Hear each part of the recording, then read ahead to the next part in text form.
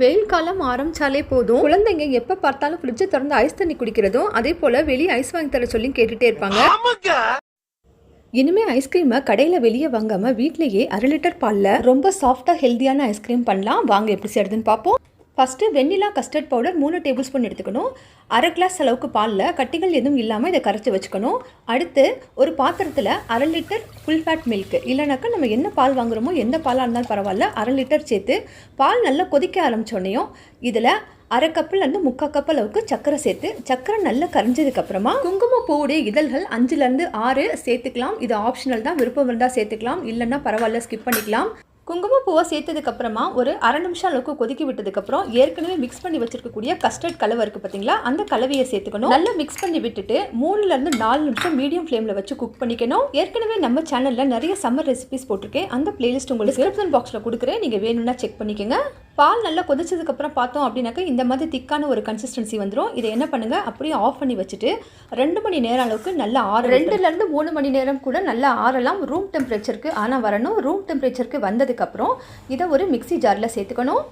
பால் ஆறுனதுக்கப்புறம் பார்த்தோம் அப்படின்னாக்கா இது போல் கட்டி கட்டியாக இருக்கும். கட்டிகள் இருந்தாலும் பரவாயில்ல, இது நம்ம இப்போ அரைக்க தான் போகிறோம். அடுத்ததாக இதில் நம்ம சேர்த்துக்கிறது ஃப்ரெஷ் க்ரீம் 150 ml சேர்த்துக்கணும். ஃப்ரெஷ் க்ரீம் இல்லை அப்படின்னாக்கா நம்ம நெய்க்காக சேர்த்து வச்சுருப்போம் பார்த்தீங்களா பாலாடை ஃப்ரிட்ஜில், அதை கூட நீங்கள் ஒரு 150 ml சேர்த்துக்கலாம். நல்ல ஃபைன் பேஸ்ட்டாக இதை அரைச்சிக்கணும்.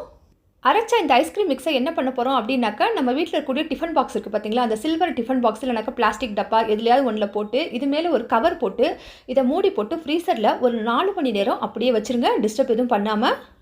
4 மணி நேரம் கட்டாயமாக ஆகணும். 4 மணி நேரத்துக்கு அப்புறம் எடுத்து நம்ம ஓப்பன் பண்ணி பார்த்தோம் அப்படின்னாக்கா முக்கால்வாசி அளவுக்கு நமக்கு இது போல் ஐஸ் கட்டிகள் ஆயிருக்கும். அதாவது பார்த்திங்கன்னா ஐஸ்கிரீமாக மாறிட்டு வரும்.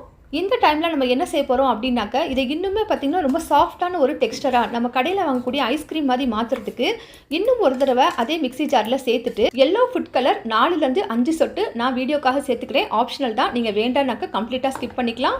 ஃபுல் ஸ்பீடில் வச்சு 1 நிமிஷம் அளவுக்கு நல்லா அரைச்சிட்டு மறுபடியும் அதே டப்பாவில் சேர்த்து அதே மூடியை போட்டு நல்லா மூடி விட்டுட்டு காற்று எதுவும் போகாமல் மறுபடியும் ஒரு 8 மணி நேரம் அளவுக்கு ஃப்ரீசரில் இதை வச்சிருந்தோம். 8 மணி நேரம் கழித்து எடுத்து நம்ம திறந்து பார்த்தோம் அப்படின்னாக்கா ரொம்ப சூப்பராகவும் சாஃப்டான கடையில் கிடைக்கக்கூடிய அதே ஐஸ்கிரீம் இந்த அடிக்கிற வெயிலுக்கு நமக்கு ரெடி ஆயிடுச்சு.